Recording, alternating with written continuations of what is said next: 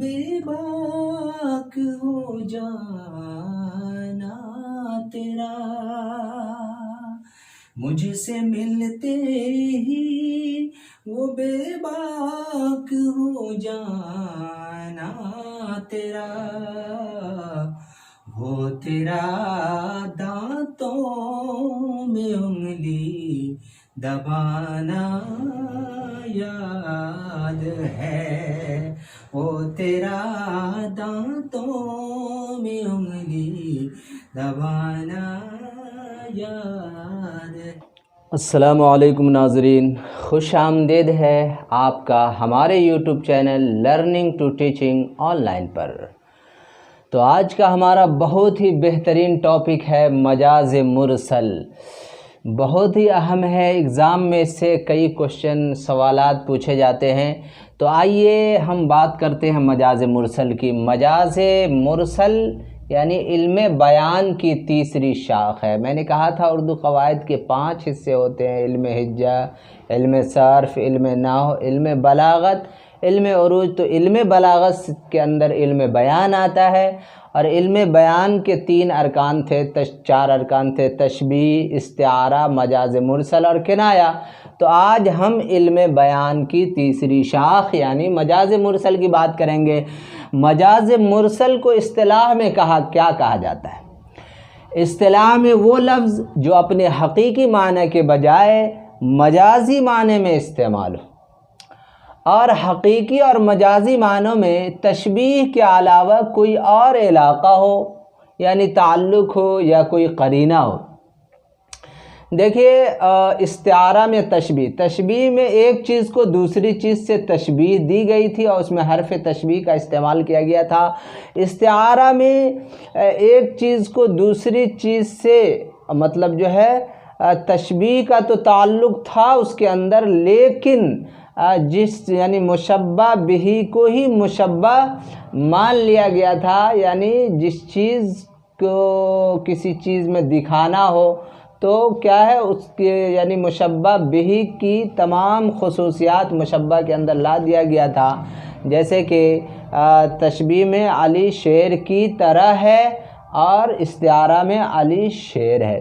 تو آج چلیے مجاز مرسل کو دیکھیے۔ کہتے ہیں کہ وہ لفظ جو حقیقی معنی کے بجائے، دیکھیے یہ تشبیہ، استعارہ، مجاز مرسل اور کنایہ، اس میں جو ہے سیدھے حقیقی لفظ جو ہے وہ مجازی معنی میں استعمال ہوتا ہے۔ حقیقی لفظ تو ہوگا لیکن اس کا معنی کچھ اور ہوگا، ذہن کچھ اور کی طرف جائے گا، تو مجازی معنی میں استعمال ہو۔ اور حقیقی اور مجازی معنوں میں تشبیہ کے علاوہ، استعارہ میں تشبیہ کا تعلق تھا، لیکن اس میں کیا ہے، تشبیہ کے علاوہ کوئی اور علاقہ ہو یعنی قرینہ ہو۔ مثال کے طور پر الحمد پڑھنے سے مراد پوری سورہ فاتحہ ہے۔ الحمد پڑھنے سے مراد کیا ہے؟ سورہ کا الحمدللہ سناؤ، مطلب وہاں پر سورہ فاتحہ لیا جاتا ہے۔ دریا بہنے سے مراد پانی بہنا ہے، دریا بہہ رہا ہے مطلب پانی چل رہا ہے۔ اس طرح بادل برسنے سے، بادل برس رہا ہے مطلب بادل برسنے سے مراد بارش برس رہا ہے، بادل کو بارش مراد لیا جاتا ہے۔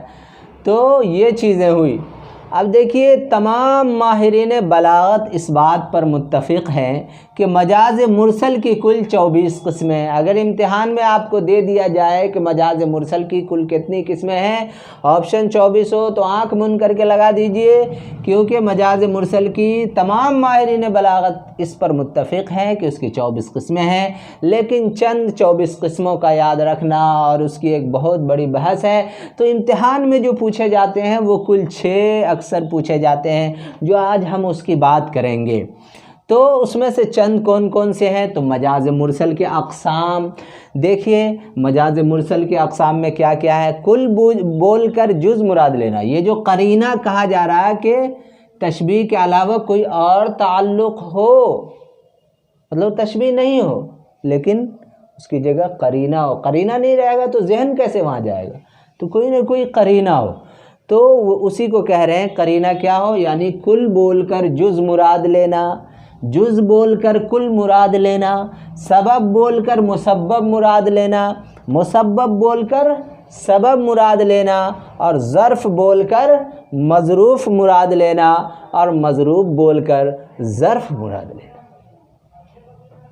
تو چلیے ہم سب سے پہلے کل بول کر جز مراد لینے کی ہم بات کرتے ہیں۔ کل کا مطلب ہوتا ہے پورا، جز کا مطلب ہوتا ہے اس کا حصہ۔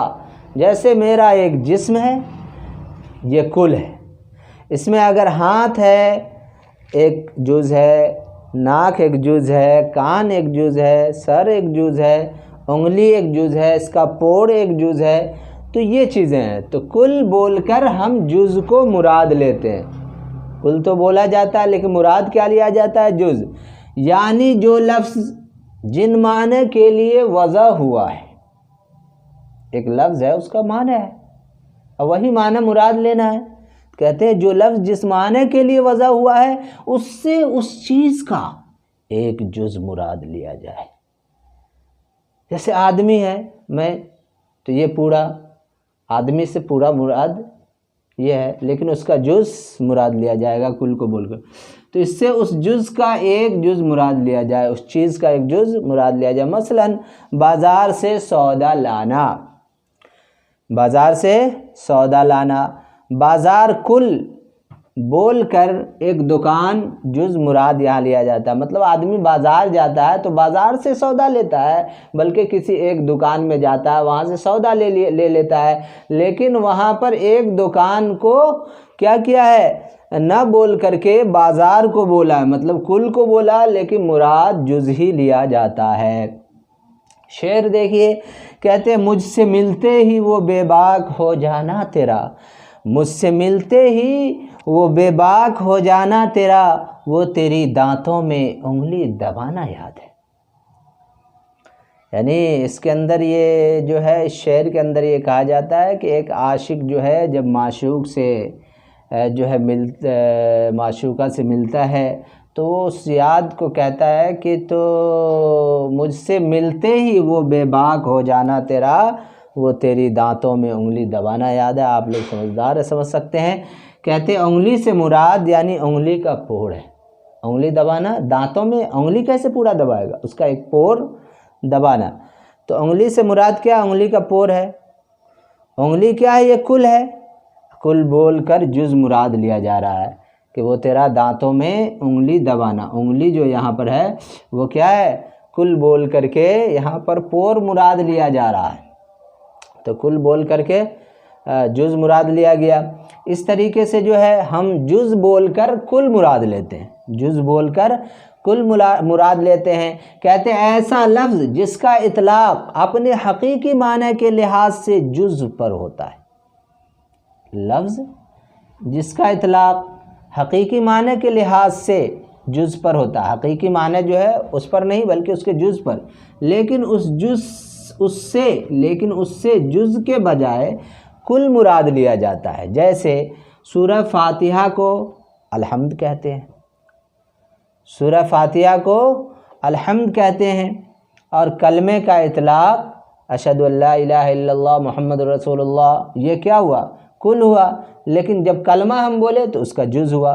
تو کلمہ جب بولے یعنی جز بول کر کے ہم مراد کیا لے رہے ہیں؟ کلمہ، پورا کلمہ لے رہے ہیں۔ اس طریقے سے فاتحہ بول کر کے پورا الحمدللہ جو آیت ہے پورے آیت کو ہم مراد لے رہے ہیں۔ تو جز بول کر کل مراد لینا۔ جیسے شعر دیکھیے، جس جا ہجوم بلبل و گل سے جگہ نہ تھی، جس جا من جگہ، جس جگہ ہجوم یعنی بھیڑ، جس جگہ ہجوم بلبل و گل سے جگہ نہ تھی، وہاں کے معنی وہاں ہائے ایک برگ نہیں ایک پر نہیں۔ بھیا جب جہاں ہجوم تھی تو شاعر کو یہ کہنا چاہیے تھا جس جگہ ہجوم و بلبل و گل جگہ نہ تھی، وہاں پر جو سیدھے بلبل نہیں تھا اور گل نہیں تھا، تو انہوں نے کہا وہاں ایک برگ نہیں ایک پر نہیں۔ تو یہاں برگ کو مطلب کہا ہے، بلبل مراد لیا ہے، مطلب یہاں جز بول کر کے کل مراد لیا ہے۔ ٹھیک ہے، بر کے معنی پتا، پتا بول کر کے گل مراد لیا ہے۔ تو یہاں پر کیا ہے؟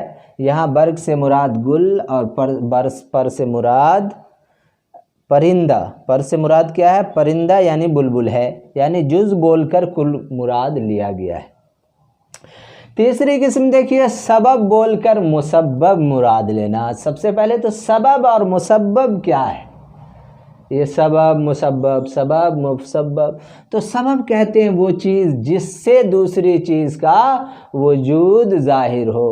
جیسے سورج اگر نکلے گا تو سورج سے روشنی ہوگی، اس روشنی کو ہم دھوپ کہیں گے۔ میرا کمرہ ہے، کھڑکی کھلی ہوئی ہے، سورج کی روشنی آ رہی ہے، دھوپ آ رہی ہے، اور جس سے آ رہی ہے اس کو یعنی سورج کو ہم کیا کہیں گے؟ مسبب، اور سبب کیا ہے؟ دھوپ، روشنی۔ تو اگر ہم دھوپ دیکھیں گے تو اس سے سورج کا اندازہ لگے گا، اسی طریقے ہم دھواں دیکھیں گے تو آگ کا اندازہ لگے گا۔ دھواں کیا ہے؟ سبب ہے، مسبب کیا ہے؟ آگ ہے۔ تو سبب بول کر مسبب مراد لینا، ایسا لفظ جس کا اطلاق اپنے حقیقی معنی کے لحاظ سے سبب یعنی کوئی نتیجہ، کوئی وجہ ہوتا ہے، مگر اس سے سبب کے بجائے مسبب مراد لیے جاتے ہیں، سبب کے بجائے مسبب مراد لیے جاتے ہیں۔ جیسے بادل خوب برسا، بادل خوب برسا، در حقیقت پانی برستا ہے، بادل تو برستا نہیں ہے۔ تو یہاں کیا ہے؟ بادل تو سبب ہے۔ دوسری مثال، اس مکان میں سورج آ جاتا ہے، مطلب سورج تھوڑی آتا ہے، اس کی دھوپ آتا ہے نا۔ سورج سبب، دھوپ مسبب۔ شعر دیکھیے، کہتے ہیں جوانی اور پیری ایک رات ایک دن کا وقفہ ہے۔ جوانی اور پیری میں نے بڑھاپا، ایک رات ایک دن کا وقفہ ہے، خمار و نشہ میں دونوں کو کھویا۔ ہائے کیا سمجھے، یہ امیر مینائی کا یہ شعر ہے۔ یہاں پر خمار و نشہ، خمار اور نشہ کا لفظ استعمال کیا گیا ہے، جو اپنے حقیقی معنی میں یہاں استعمال نہیں ہو کے مجازی معنی میں استعمال ہوگا۔ اور خمار و نشہ کیا ہے؟ سبب ہے۔ کس چیز کا؟ غفلت۔ جب غفلت میں آدمی رہتا ہے تو خمار و نشہ میں مبتلا رہتا ہے اور اس کا وقت کرتا رہتا ہے، تو وہ کہتا ہے ہائے۔ غفلت کہنے کے بجائے یہاں پر اس کے سبب کا ذکر کیا گیا، یعنی خمار و نشہ۔ خمار و نشہ کب ہوتا ہے؟ جب انسان غفلت میں پڑتا ہے۔ وہی کہتا ہے کہ جب آدمی غفلت میں ہو، غفلت میں دونوں کو کھویا، جوانی اور بوڑھاپے کو بھی۔ تو یہ ہو گیا آپ کو سبب بول کر مسبب مراد لینا۔ اب ہے آپ کو مسبب بول کر سبب مراد لینا۔ میں نے یہاں لکھا ہے کہ سبب پیدا کرنے والے کو، اللہ تعالیٰ سبب کو پیدا کرنے والا ہے، جب چاہے جہاں سے چاہے سبب پیدا کر دیتا ہے۔ تو مسبب بول کر سبب مراد لینا، یعنی ایسا لفظ جس کا اطلاق اپنے حقیقی معنی کے لحاظ سے سبب یعنی نتیجہ پر ہوتا ہے۔ ایسا لفظ جس کا اطلاق حقیقی معنی کے لحاظ سے کس پر ہوتا ہے؟ سبب پر ہوتا ہے۔ جیسے اناج یا بادل برس رہا ہے، اناج برس رہا ہے یا بادل برس رہا ہے، مطلب کیا ہے؟ پانی برس رہا ہے۔ یا اناج جب بارش ہوگی تو زمین لہلائے گا، زمین جب لہلائے گا تو اس میں کھیتیاں اچھی ہوگی، اناج اچھے ہوں گے، جو کہ اناج پیدا ہونے کا ذریعہ اور سبب ہے۔ پانی کیا ہے؟ اناج پیدا ہونے کا سبب ہے۔ تو شعر دیکھیے، ہر ایک خار ہے گل، ہر ایک خار ہے گل، ہر گل ایک ساغر عیش، ہر ایک خار ہے گل، ہر گل ایک ساغر عیش، ہر ایک دستے چمن، ہر چمن بہشت نظیر۔ تو جب ہم پہلا شعر پڑھتے ہیں، ہر ایک خار گل، ہر گل جو ہے ہر پھول ایک ساغر عیش، تو یہاں ساغر عیش سمجھ میں نہیں آ رہا بھیا یہ کیا چیز ہے۔ تو ساغر عیش یہاں پر جو ہے ایک لفظ ہے ایسا جس جو ہے لے کر کے یہاں مجازی معنی مراد لیا جا رہا۔ ساغر عیش کا مطلب ساغر شراب کے بجائے ساغر عیش کہا ہے۔ ساغر عیش کا عیش مسبب ہے جس کا سبب شراب ہے۔ جب عیش و عشرت میں آدمی زندگی گزارتا ہے تو پھر اس کے اوپر دھن سوار ہوتا ہے، وہ شراب جو ہے پیتا ہے، اس طرح موج مستی کرتا ہے۔ اسی کو شاعر کہہ رہا ہے کہ ہر ایک خار گل، ہر گل ایک ساغر عیش۔ ساغر عیش کیا ہے؟ یعنی ساغر شراب۔ یہاں سبب مسبب بول کر سبب مراد لیا گیا ہے۔ آگے ہے ظرف بول کر مظروف مراد لینا، ایسا لفظ جس کا اطلاق حقیقی معنی کے لحاظ سے ظرف پر ہوتا ہے۔ دیکھیے سب جگہ حقیقی معنی استعمال ہو تو رہا، لیکن اس کی جگہ دوسرے معنی لیے جا رہے ہیں، تو حقیقی معنی کے لحاظ سے ظرف پر ہوتا ہے۔ ظرف کہتے ہیں برتن وغیرہ کو، اور برتن کے اندر جو چیز ہے اس کو مظروف کہا جاتا ہے۔ ایسا لفظ جس کا اطلاق حقیقی معنی کے لحاظ سے ظرف پر ہوتا ہے، مگر اس سے ظرف کے بجائے مظروف مراد لیا جاتا ہے۔ ظرف برتن یا جگہ اور مظروف اس چیز کو کہتے ہیں جو برتن یا جگہ کے اندر ہو۔ مثلا نہر جاری ہے، نہر جاری ہے، نہر کیا ہے؟ ظرف، اور جاری جو ہوتا ہے وہ نہر تھوڑی جاری، نہر تو اپنی جگہ پر ہے، اس کے اندر پانی جاری ہے، تو نہر کیا ہے؟ ظرف ہے، جگہ ہے، اور پانی مظروف ہے، پانی مظروف ہے جو اس کے اندر ہے، جو بہہ رہا ہے۔ شعر کہتے ہیں، نظام احمد ہے، وہ کہتے ہیں سوجھی ہی نہیں بوتل کے سوا، سوجھی ہی نہیں بوتل کے سوا لطف ہوتا ہے جو گھنگور گھٹا ہوتی ہے۔ تو سوجھتی ہی نہیں بوتل، بوتل کیا ہے؟ ظرف ہے، بوتل ظرف ہے۔ اب بوتل سے مراد یہاں شراب ہے، بوتل کے اندر جو چیز ہے شراب، وہ مظروف ہے۔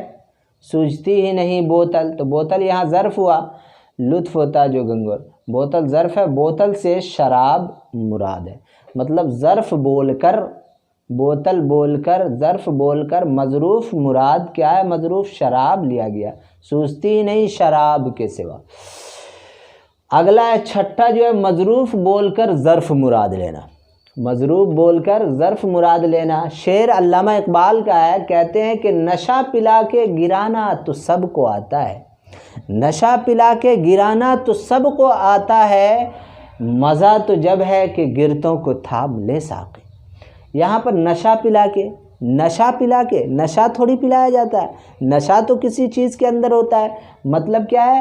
شراب۔ نشہ جو لفظ ہے اس کو مجازی معنی میں استعمال کیا گیا ہے، اس کی جگہ کس کو؟ شراب کو مجازی معنی لیا گیا ہے، تو اور تعلق بھی ہے اس کے اندر۔ نشہ جب ہو، شراب آئے گا تو نشہ، شراب تو نشہ، تو نشہ پلا کے، تو علامہ اقبال نے یہاں پر نشہ مطلب شراب لیا ہے جو مظروف ہے، نشہ کے اندر شراب ہے، تو اندر کیا ہے؟ شراب، شراب کیا ہے؟ مظروف ہے، مظروف بول کر کے ظرف مراد لینا۔ یہ ہو گیا۔ اب آپ دیکھیے مجاز مرسل کے اور بھی کئی اقسام، میں نے کہا کہ کل 24 اقسام ہیں۔ اس کے علاوہ جو ہے 7واں دیکھیے، مستقبل بول کر حال مراد لیا جاتا ہے، جیسے مولانا صاحب کیا حال ہے؟ کسی نے کسی چھوٹے بچے کو دیکھا، ابھی وہ ابتدائی میں مدرسے میں 5ویں 6ٹھے کلاس میں وہ پڑھ رہا ہے، لیکن اس کو دیکھا تو کسی نے وہ اچھے سے بات کیا تو کہا کہ مولانا صاحب کیا حال ہے؟